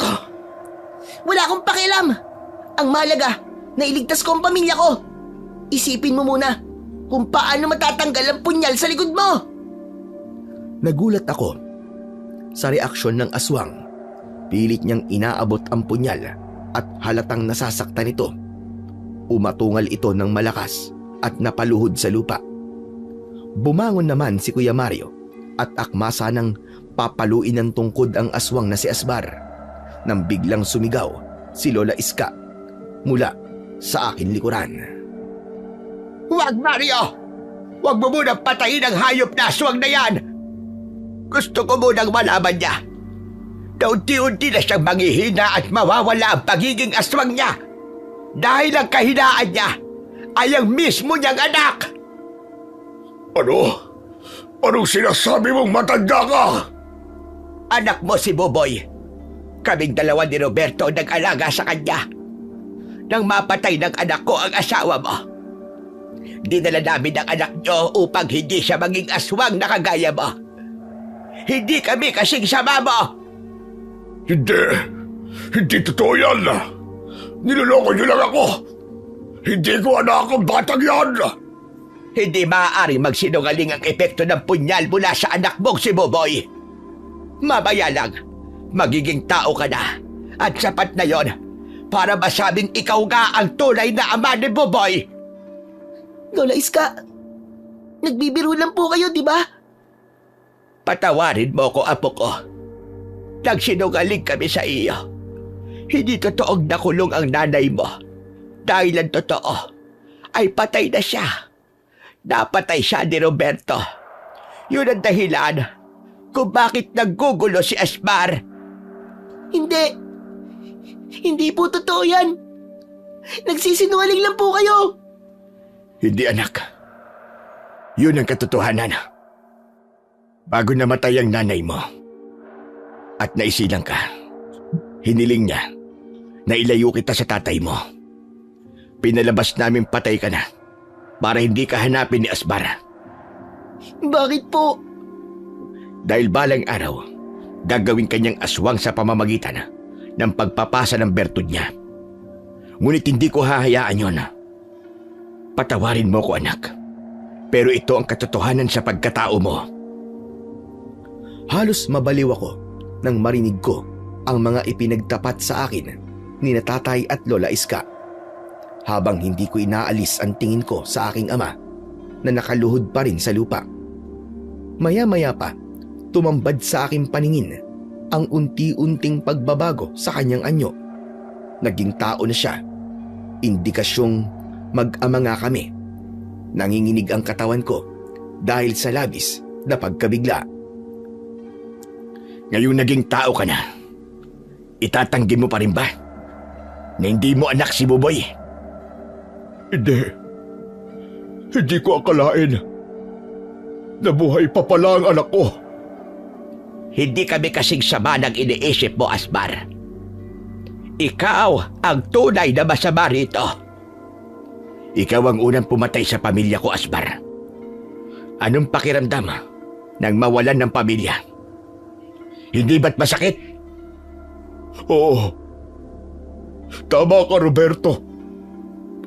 Patawarin mo ako.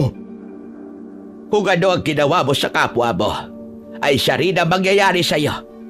Kadalasan doble ang sakit na ibabalik nito. Hindi. Hindi totoo. Wala akong tatay na aswang. Hindi totoo ang mga sinasabi nyo. Nagsisinungaling lang kayo. Buboy, anak ko. Alam kong hindi mo agad matatanggap to. Pero ito talaga ang katotohanan. Patawarin mo ko, Buboy, sa ginawa namin sa'yo. Apo ko, ginawa namin ang lahat para lumaki kang mabuting tao. At hindi ka maging kagaya ng iyong ama. Kung naging masama siya, piliin mong maging mabuti. Huwag kang gagaya sa iyong ama. Yan ang sinabi ng iyong nanay bago siya namatay. Hindi ko sinasadya ang pagpatay sa kanya. Nagkataon lamang na nasa anyong aswang siya. Hindi ko rin alam na malapit na siyang manganak. Ngunit bago siya namatay, naipanganak ka pa niya dahil gusto niyang mabuhay ka para itama ang pagkakamaling ginawa ng tatay mo. Siya rin na nagsabi na ikaw ang kahinaan ng ama mo. Tay, Lola Iska, hindi po ako aswang. Hindi po ako kagaya ng aking ama. Hindi ka magiging aswa, Buboy, hanggat hindi mo tinatanggap ang bertud ng iyong ama. Diyos ko, hindi ko gagawing aswang ang anak ko. Patawarin mo ko, Buboy, anak. Hindi ko alam na anak kita. Muntik na kitang mapatay kanina. Pero dahil sa ginawa mo sa akin, napagtanto ko na napakasama ko pala. Ang dami kong pinatay. At dapat sa akin ay mamatay na rin. Nagtatalo ang kalooban ko habang pinagmamasdan ko ang aking totoong ama. Habang umiiyak ito sa harapan ko. Tao lang din ako at talagang lumambot ang puso ko. Dahil totoo, pinalaki ako ng tama ni na Tatay at Lola Iska. Nakita ko ang paghihirap ng kalooban niya na parabang ako ang nasaktan. Maya-maya pa, lumapit sa amin si Kuya Mario at hindi niya na itinuloy ang pagpalo ng tungkod sa katawan ng aking ama. Dumapo na rin sa balikat nito ang agila na tila ba nakikinig sa aming mga pinag-uusapan. Sumusuko na ako sa inyo. Handa ko ng pagbayaran ng kasalanan ko. Kung kamatayan man ito, maluwag kong tatanggapin. Iiwan ko ang anak ko sa inyo dahil alam kong kayo ang masigit na may karapatang mag-alaga sa kanya. Sigurado ka na ba? Oo, Roberto. At maraming salamat sa inyo. Sa kabila ng ginawa ko sa inyo at sa pamilya nyo. Ito pa ang iginanti nyo sa akin. Wala akong kasing sama. Isa akong halimaw na walang kwenta. Sandali! Huwag mo sasaktan ang sarili mo, Asmar. Huwag ka rin magpapakamatay dahil higit na mas kasalanan yon sa mata ng Diyos. Tanggapin mo ang iyong kasalanan at patawarin mo ang iyong sarili. Humingi ka rin ng kapatawaran sa Kanya. Asbar, iisa lang ang kahilingan ko. Bumalik ka na sa mundo nyo. Sa mundo ng mga engkanto. Hindi ka nararapat dito dahil kung mananatili ka rito, maraming magtatangka sa buhay mo at makakagawa ka lang ulit ng kasalanan. Dahil sa sinabing yon ni Tatay Roberto, ay sumang-ayon si Tatay Asbar. Mas lalo kaming nagulat nang merong malakas na liwanag na lumitaw mula sa balikat ni Kuya Mario. Ang agila ay naging isang matandang lalaki na mahaba ang balbas at bigote. Mahaba rin ang kanyang buhok na kulay puti na kasing kulay ng kanyang saya. Meron itong sariling tungkod at merong korona na para bang ginto. Hindi ko inaasahan na ito pala ang magiging wakas ng iyong kasamaan, Asbar. Apong Magno, ikaw pala ang agila. Oo, Asbar. Ako ang gabay ni Mario bilang bagong tagapangalaga sa mutya ng mata ng agila. Siya sana ang papatay sa iyo, ngunit nagbago ang takbo ng kapalaran mo dahil buhay pa ang nag-iisang kahinaan mo. Yun ay walang iba, kundi ang iyong anak. Nagulat din ako sa aking natuklasan. Maya-maya pa ay humarap ang mahiwagang ermitanyo, kina Tatay at Kuya Mario. Nais kong ipagtapat na ikaw, Roberto at Mario, ay totoong mag-ama. Ano po? Paano nangyari yun? Akala ko po patay na ang aking anak, kasama ng asawa ko. Nagkakamali ka dahil ako mismo nagbigay sa iyo sa totoo mong anak. Kung natatandaan mo, ako ang agilang nagbabantay sa kanya, hindi ba? Kaya ako rin ang nakakaalam kung sino ang totoo niyang ama. Siya ang anak ninyo, ni Teresa. Diyos ko, napaka-imposible. Kinilabutan po ako sa mga narinig ko sa inyo, Apong Magno. Hindi po ako makapaniwalang totoo kong ama, si Tatay Roberto. Oo, Mario. Kaya huwag kang magtanim ng galit sa puso mo. Dahil kahit kailan ay hindi kita pinabayaan. Hindi ka rin pinabayaan ng Diyos. Lalong-lalo ka na, Roberto. Kung tinalikuran mo man ang paninilbihan sa Panginoon, hindi ibig sabihin nun na hindi mo na siya pinaniniwalaan. Diyos ko, hindi ko po alam ito. Napaka-imposible nang inaalagaan ko pala ay totoo kong anak. Walang imposible sa kapangyarihan ng Diyos. Kaya ang lahat ng mga nangyayari sa inyo ay may dahilan na sana'y magbigay sa inyo ng patunay na ang Diyos ay palaging nakatingin sa ating lahat. Alam niya kung ano ang plano niya para sa mga buhay natin. Nang marinig ko sila, isa lang ang napagtanto ko. Mahal ako ng Diyos at hindi niya ako hinayaan na maging masama, kagaya ni Tatay Asbar, sina Kuya Mario at si Tatay Roberto. Pinagtagpo sila ng Panginoon upang muling magkasama. Kaya naman, ipinagpasalamat ko sa Diyos na nabuo ang pamilya ko, ngunit hindi nga lamang sa magandang paraan, kundi sa karahasan mula sa mga aswang na huros-hos. Ipinagdasal ko na sana ay mapatawad ni Tatay Asbara ang kanyang sarili at patawarin din siya ng Panginoon. Ang pagsuko niya ay sapat na upang mapatunayan kong tuluyang nawala na ang kasamaan sa dibdib niya. Hindi ko napigilan ang sarili ko ng mga oras na yun. Maigpit kong niyakap si Tatay Asbar. Tatay Asbar! Anak ko, patawarin mo ko. Patawad. Salamat po. Hanggang sa huli, ay tinanggap niyo na po ang pagkakamali niyo. Ako mismo ang bumunot ng punyal sa likod nito. Kitang-kita ko kung gaano siya namilipit sa labis na sakit. Pero dahil sa tulong ng mahiwagang ermitanyo, naghilom ang sugat nito matapos patakan nito ng kulay berdeng likido. Tuluyan na ngang isinuko ni Tatay Asbar ang kanyang bertud kay Apong Magno. Dahil may kasalanan si Tatay Asbar sa mundo ng mga engkanto, kailangan siyang sumama kay Apong Magno. Apong Magno, isinasauli ko na po sa inyo ang tungkod. Hindi, Mario. Para sa'yo talaga yan. Dahil mananatili kang bulag sa araw at sa gabi ka lang makakakita. Umalis na si Apong Magno at Tatay Asbar para magtungo sa lagusan papunta sa mundo ng mga engkanto.